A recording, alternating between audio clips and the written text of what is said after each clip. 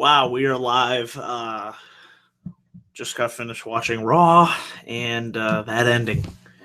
Oh, I can't wait to talk about that ending, guys. Welcome to my live review for tonight's edition of Monday Night Raw. We are live. This is the March 13th, 2017 edition of Raw. And as it says in the title, we are less than 3 weeks away until WrestleMania. So if you guys are coming on in, be sure to comment in the live chat. That'll always be open. And give me your thoughts on what you thought of Raw tonight. And I have to say, overall, it had its ups and downs, but I enjoyed Raw tonight. I got enough good stuff. And that's what I've been saying. As long as the show gives me enough good coming out of it, and I felt we did, it's set up nicely for WrestleMania. And that's all I asked for, and it gave me a great ending segment. Man, was that ending segment just phenomenal. And we'll get into that. But yeah, guys, let me know in the live chat what you thought of Monday Night Raw. What did you like? What didn't you like? Before we go into this review. So yeah, without further into Monday Night Raw. Of course, Raw for the final time was airing live, emanating live from Detroit, Michigan, at the famous Joe Louis Arena, home of the Detroit Red Wings. As you all know, this will be the final year for the Joe. This is the final Raw at Joe Louis Arena. So a lot of history there. So bittersweet. I always like Joe Louis Arena. It holds a very special place in my heart for it being the fact that that's where the Penguins won their Stanley Cup in 2009. So it'll be the end of an era. It truly is the end of an era. So we had Raw kickoff with Brock Lesnar come down with Paul Heyman, and Heyman pretty much said at WrestleMania, Brock Lesnar's going to tell Goldberg to pretty much shut the hell up, and he's going to walk in and hit Goldberg with the F5, and Heyman's theory of WrestleMania relativity will come true at WrestleMania. F5 equals Lesnar goes up, down goes Goldberg. Great promo from Paul Heyman. I mean, it's really impossible unless you give him shit material to work with, like Vince did in Minneapolis, putting that episode of Raw aside. It's really impossible for Paul Heyman to go out there and have a bad promo. And I like this Paul Heyman promo. Got me amped up, pumped up. Heyman is a master on the mic, and he does so well at selling you, getting you excited, hyped for a big match. And he did just that, and thought the segment was on point, effective, and that's pretty much all I have to say about it. Just a good Paul Heyman promo building towards Lesnar versus Goldberg for the Universal Championship at WrestleMania 33. After this, we had, and this was the seed that was planted throughout the night, Stephanie McMahon said to Mick Foley that things have been tense as of late, and as a result, we're on the road to WrestleMania, and there are areas of opportunity when it comes to business. Stephanie pretty much said, you need to scour the Raw roster and pick one person by the end of the night to fire. I was like, okay, where are we going to go with this? This obviously better lead to something big, because I am just so sick to death of it being Stephanie McMahon. She berades Mick Foley, and he never gets a comeuppance, and it's all Stephanie, shove her down her throat, shove her down her throat. It's just like, enough already. I am just sick of this woman. And, we'll talk about what happened later. But we had Sasha versus Dana Brooke after this. It was a really quick match. Sasha got the win after she reversed Dana's fireman's carry, and Sasha reversed into a roll-up for a win. Afterwards, the big talking point coming out of this match, Charlotte pretty much dropped Dana. She pretty much called her a disgrace, and she was finally getting rid of her. And Dana Brooke was able to clothesline Charlotte really hard, and actually Charlotte turntailed and ran, got out of the ring, and actually there was a Dana Brooke chant in the Joe Louis Arena. So Dana Brooke was surprisingly over with the crowd. I was really shocked to hear that. And surprisingly, Not really that surprisingly, was more over than Roman Reigns. And we'll get into Roman Reigns later on in the show. But yeah, we'll see where they go with Dana. I'd like to see Emma and Dana reunite as a pairing. I like that pairing. And yeah, we'll see where this goes. We'll see where this leads. We had cruiserweight action here, and I actually thought this was a solid cruiserweight match. I keep saying it. I feel like since Neville has picked up that cruiserweight championship, you have a credible champion. You add in a guy like Austin Aries, and you give these guys a longer opportunities, more time in the ring, because, of course, this is a 3-hour show, so there's really no excuse for not giving these guys the time to go in the ring. And I enjoyed this cruiserweight match between TJ Perkins versus the Brian Kendrick and Tony Nese. Good bit of action here, highlighting and spotting all guys in here. It came down to, as Tozawa fell to the outside, Tony Nese was actually able to roll TJ up, of course, with a handful of tights to pick up the victory. So I like Tony Nese. It was nice to see him pick up the win here. And I just thought this was a solid. Give these guys time. They actually gave them entrances. So you know what? They're doing slowly but surely a better job of building up the cruiserweights, which is nice to see. You know, at first it was really, really rough around the edges, and to me, I equate it to, you know, what they did with the women's division. At first, things felt like, oh, geez, they're really not going to get this right. It's really not working. But I have to say, the past number of weeks, it has been better. So yeah. Let's talk about next what we had up here. We had a tag team match. Actually, we have this. I like this in-ring segment between Kevin Owens.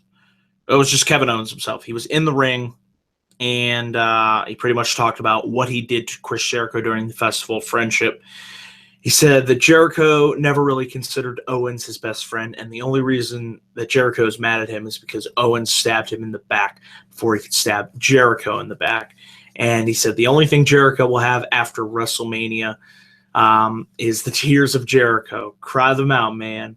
And after tonight, Zayn and Jericho will finally understand that who needs friends when you have the Destroyer.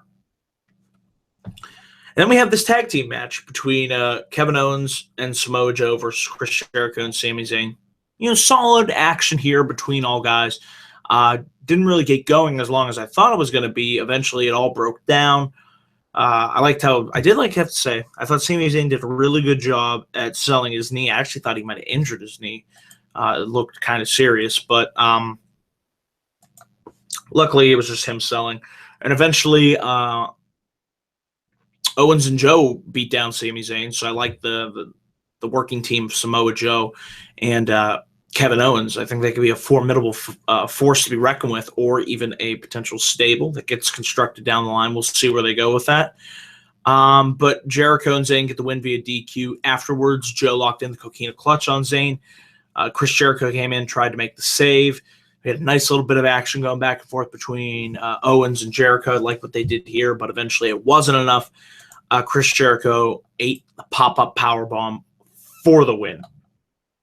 So I really like how they're building this narrative between Kevin Owens, and it should result in a phenomenal match at WrestleMania. It really, really should. We then had Stephanie backstage. She was talking to Foley. She said, well, maybe Sami Zayn should be the one to be fired. And Nia Jax interrupted. She said she wants to lay her claim into the women's title match at WrestleMania. And Stephanie says, well, you'll have to go one-on-one tonight against the Raw Women's Champion, Bayley. Sorry. And eventually, Jinder Mahal, a.k.a. the guy that has veins bulging out of his muscles, and it's just, seriously, the guy's disgusting to look at. I just can't stand looking at Jinder Mahal. Ugh, it's just like, this guy needs a wellness violation. I mean, he's clearly on, so, I mean, come on. It's just like, wow. And Mahal says he better not be getting fired because he is a main event talent. Yes, that's right. Jinder Mahal said he is a main event talent. On what planet? I don't know. But or whatever he's on, I'm pretty sure he's on something. So maybe the fumes are getting to his head. But Foley says that you have a match to showcase himself, and he can face Roman Reigns later on in the night. We're not going to talk about the New Day talking segment because that segment was so bad that I flipped to the Penguin game, and that segment made the list. So you knew something was going to make the list. That made the list. We then had Enzo and Cass come out. I actually like the promo they cut here. It was more of a serious take from them, talking about how they're going to rein in and focus and win this number one contenders match against Sheamus and Cesaro to become the Raw Tag Team Champions. Eventually, we have the number one contenders match between Enzo and Cass versus Cesaro and Sheamus. Standard tag team action going back and forth. Eventually, Anderson and Gallows came out, and they completely cleared house. They hopped out from the crowd and laid waste and devastation to Cesaro and Sheamus and Enzo and Big Cass. So it was nice to finally, and The Rock means finally see Anderson and Gallows be booked the way that they should have been booked all along. This is it, guys. This is it. This is how they should have been booked. And if you would have booked them this way from the start and have them be the one to end the New Day's Tag Team Championship reign, they'd be a lot more credible right now. It's just they have been hurt by lazy and shitty booking. And that did them a huge disservice. Huge disservice. Eventually, Foley backstage said that you're going to face 4 people at WrestleMania, and it's going to be a triple threat match between Anderson and Gallows, Enzo and Cass, and Cesaro and Sheamus. So, triple threat, all right. That's what I saw happening, and we'll see. Is it going to be Enzo and Cass's time to win the tag team championships? We'll have to see. We then had Roman Reigns versus Jinder Mahal. And midway through the match, the Undertaker's gong goes off. I get some goosebumps. Like, holy shit, Undertaker's going to show up. He didn't show up tonight, but I like the mind games that were played in this match. It was like trying to get to Roman Reigns, trying to cost him this match. Eventually, Reigns was able to hit the Superman punch. 2 Superman punches for the win. Afterwards, Reigns says, that's it. I've had enough of this. I want to call the Undertaker out face to face like a man. And then we come back from commercial break. And then Shawn Michaels comes out, and I'm like, holy shit, the Heartbreak Kid. It's always great to see Shawn Michaels here. And this was a redeeming segment for Shawn Michaels after that. We're not even going to talk about that awful segment that he was involved in earlier on in the year. But HBK comes down to the ring, and he pretty much says, he's going to waste your time, Roman. He's going to cut right to the chase. The Undertaker, he's already inside your head. And come WrestleMania, the Undertaker is going to eat Roman Reigns alive. And Reigns said, well, maybe you should be asking the Undertaker what it's going to be. Maybe the Undertaker what's going to be like to be in the ring with him. Because HBK knows. And HBK says, well, Reigns, you're the man, but HBK is Mr. freaking WrestleMania. So he knows what he's talking about. He's been there and done that.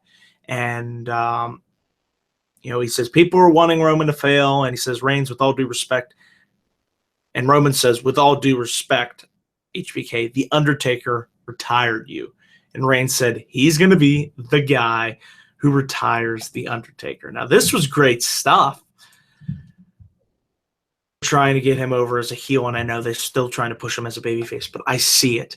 I see the arrogance of a heel Roman Reigns and what you can do with a heel Roman Reigns, and it showed in this segment. It made for a really good segment. I like the interaction between HBK and Roman Reigns and just his arrogance, flaunting and saying, I'm going to be the one to retire the Undertaker. When I saw this, his mannerism, I just screamed heel. This guy's a heel. This guy's a heel. And as Roman was leaving, Braun Strowman came out and completely flattened Roman Reigns. I mean, he laid this guy to waste. It was pretty brutal and devastating, and this will lead to the announcement that next week on Raw, it's going to be Braun Strowman versus Roman Reigns again. And I pray to God that Roman Reigns doesn't beat Braun Strowman twice, because that would just be something. That would be the typical WWE booking decision. And I agree. Reigns attacking Shawn, oh my God, can you imagine the heat this guy could get by doing that? I I mean, if they wanted to do the heel turn, that would have been a good opportunity. If you're going to save it, if you're smart enough to save it for WrestleMania, you should. You really should. We then had Austin Aries make his in-ring debut on Monday Night Raw. Solid match against Daivari. It was nice seeing Aries after being off the shelf for many, many months, having his orbital socket broken. You could still see the scar where Nakamura kicked him very, very hard in the eye. But Aries was able to get the win via the roaring elbow. And he builds momentum heading into tomorrow night, live from Pittsburgh, PA. Cheap plug right there. Of course, being in attendance for SmackDown Live. There will be a fatal five-way match to determine who will face Neville. We all know it's going to be Aries, but should be another good fatal five-way match. It's going to be the Brian Kendrick, Akira Tozawa, TJ Perkins, Austin Aries, and Tony Nese. So that'll be fun to watch. And I can't wait for Aries versus Neville. I really, really cannot wait. We had Big Show versus Titus O'Neil. Big Show got the win, and he is officially confirmed for the Andre the Giant Memorial Battle Royale. So it looks like any plans that they had for Big Show versus Shaquille O'Neal, that ain't going to happen. That is not going to happen here.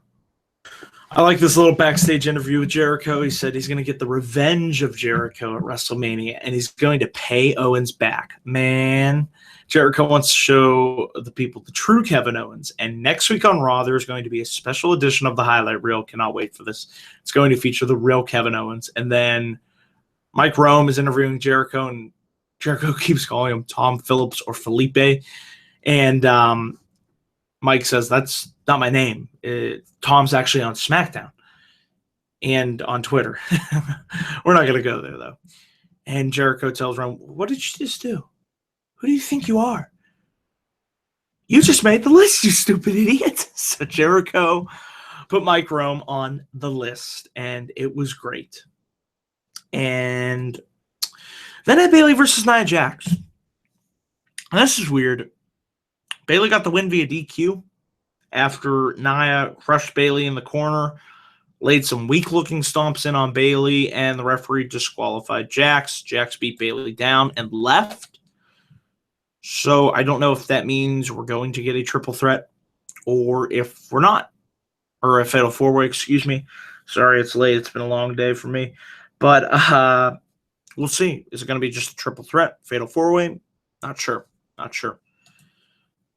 Where Nia will fit into that. Then we got this in-ring segment between Mick Foley and Stephanie McMahon. This was all building up to, well, Mick, who are you going to fire? Who do you think you should fire? And I loved it when Mick Foley said, the worst part of Raw, and who should I fire? Should be Stephanie McMahon. And immediately the crowd came to their feet and they went, yes, yes, yes. And I was like, yeah, Mick, tell it to her. Somebody needs to tell this bitch right to her face. And I'm tired of her getting one up all over everybody. And Mick Foley said it. You're an awful person. You treat everybody like they're subhuman. You're the worst part of Raw. Amen. She's the worst part of Raw. And then Triple H's music hit. He walks down to the ring, and boy, did he just like no other. And seeing Triple H and Mick Foley, smile came across my face going back to their legendary, amazing feud in 2000. The feud that made Triple H, their battles at the Royal Rumble. That street fight was so great. Took me flashbacks to their great Hell in a Cell match at No Way Out 2000. And Triple H pretty much said, you have your kids in the company. Dewey's working at Stanford, and Noel Foley's rising up the ranks of developmental. You wouldn't want anything to happen to them if your father, if their father isn't careful with what he says. They might end up on the unemployment line. Pretty much, he says you need to make like the monkey that you are and walk to the back. And Foley's in the corner, and he pulls out Mr. Sacco, gets the mandible claw on Triple H, and eventually Steph gets the low blow on Mick Foley. And Triple H looks like he's going to beat down on Mick Foley, and then Seth Rollins' music hits. Place goes nuts. Rollins hobbles down with the crutch. He then throws the crutch down, and him and Triple H get into the ring. Rollins is ready. He's healthy to go. The game, and Rollins, the fight is on. It was great. The crowd was electric. And eventually Triple H Looked like Rollins got the advantage on Triple H, but Triple H grabbed the crutch, got back in the knee. He smacked Rollins in that injured knee with the crutch. He locked in a reverse figure 4 on Seth Rollins. And then the referees broke it up, and Triple H again whacked Seth Rollins with the crutch one more time for good measure. So a really great way to close out Raw. That's how you close out a show on the road to WrestleMania, and Triple H standing over the prone, injured Seth Rollins, selling the hell out of that knee. I loved it. This was really, really good stuff. And it was a great way to further put heat on Triple H and Seth Rollins heading into WrestleMania. There was still that doubt of whether Rollins could go. We figured he'd be ready to go, but now we know Rollins and Triple H is going to happen at WrestleMania. So despite some ups and downs on this show, there was enough I enjoyed on Raw tonight for me to give it a low B. I'm going with a B minus, just above a C plus, but I still enjoyed it, especially for that ending. So that is my grade for Raw tonight, guys. I want to say thank you for tuning into this live review. Remember to leave your comments down below once this video is posted for what you thought of Monday Night Raw. What grade would you give tonight's show? What did you like? What didn't you like? Be sure to leave that, and I will respond in due time. So, guys, that is it for my live Raw review. I want to thank you all for tuning in. Remember to please click that like and subscribe button for more video content coming soon to this channel. And remember, I will be live tomorrow. SmackDown Live's coming to Pittsburgh. I will be there in person, so be sure I will be doing a day in a life. You know that'll be coming Wednesday. We'll be doing, hopefully, a live review immediately following SmackDown. So, yeah. I cannot wait to go to SmackDown Live tomorrow. We are only 20 days till WrestleMania, and it'll be my first SmackDown in a long, long time. So it's coming up fast, guys. WrestleMania will be here before you know it, and be sure this is the channel to be on where I'll do my best to cover each and everything best I can. So, yeah, that is it, guys. Thank you for tuning into this live Raw review, and I will catch you guys later on. I'm going to go get some rest, and take care, guys. Have a good night.